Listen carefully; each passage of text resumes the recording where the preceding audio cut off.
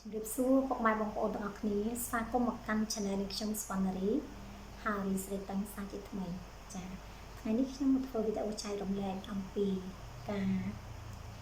អប់រំកូននិងអារម្មណ៍ពិតនៅពេលដែលយើងនិយាយទៅកាន់កូនស្ដាប់ហើយនិងកូនមិនស្ដាប់យើងអរគុណសូមរីករាយចាស្ដាប់នៅខ្លឹមសារដូចតទៅចា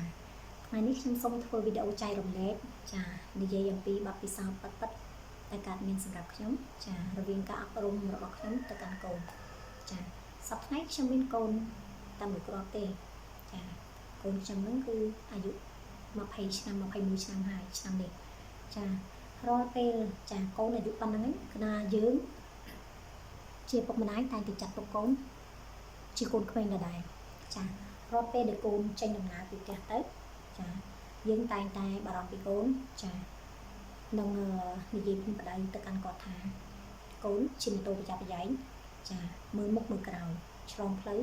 ចាមើលឆ្វេងមើលស្ដាំនេះជាការដាស់តឿនរបស់យើងនៅពេលដែលកូនចាប់ដើមធ្វើដំណើរចេញពីផ្ទះគឺឪពុកម្ដាយអារម្មណ៍មិនស្ងប់ទេ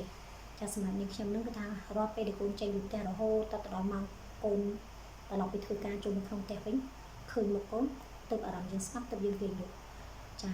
យើងតែងតែប្រៀនប្រដៅកូនរបៀបនេះនៅពេលដែលធ្វើដំណើរតាមផ្លូវតែងតែប្រាប់គាត់ថាកូនអើយជិះពេលដែលឃើញឡានលឿនអីឲ្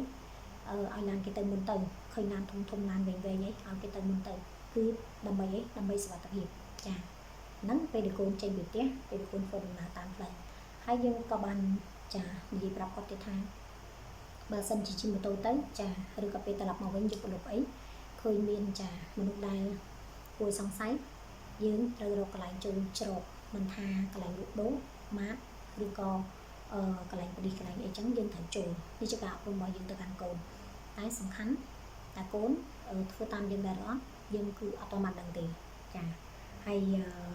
នឹងមួយវិញទៀតចាគ្នាខ្ញុំតែងតែរៀនបដៅទៅកាន់កូនថាបើសិនជាធ្វើដំណើរទៅទីណាមកណាការសាកគប់មិត្តភ័ក្តិគឺថាត្រូវពិនិត្យឲ្យបានល្អិតល្អន់បើមានមិត្តភ័ក្តិចាផ្ញើរបស់របរចាដូចជាកាបូបឬក៏កញ្ចប់អ្វីផ្សេងសូមកុំទទួលចាកុំទទួលបញ្ញានេះជាការដាស់តឿនរបស់ខ្ញុំជាម្ដាយចាក៏ដូចជាគ្រួសារនាងខ្ញុំគាត់បានចានិយាយមកកាន់ខ្ញុំដើម្បីឲ្យប្រាប់ទៅកាន់កូនយើងគឺឲ្យមានការប្រុងប្រយ័ត្នព្រោះសម័យបច្ចុប្បន្ននេះចាមានមនុស្សជាច្រើនចា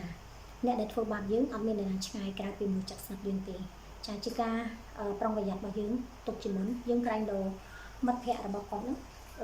គាត់សាច់គប់ទៅកាន់មិនល្អឬក៏រកស៊ីអ្វីដែលមិនល្អចាប្រព្រឹត្តបទល្មើសផ្សេងយើងអត់ដឹងទេអញ្ចឹងកាលណាយើងទទួលបញ្ញារបស់គេដូចជាគេតាមផ្សារហោះពួកម៉ាក់ជួយដាក់កាបូបឯងនេះទៅមួយផងចាឯងអីវ៉ាន់ច្រើនពេកដាក់អត់ទេចាជួយកាន់អានេះមកកញ្ចប់ទៅផងអូឯងប្រញាប់ក្នុងផ្លែតចាំទៅតាមក្រោយ no សម្រាប់ខ្ញុំប្រាប់កូនថា no កុំទទួលរបស់គេអសោះយើងក្រែងរករបស់ទាំងអស់នោះជា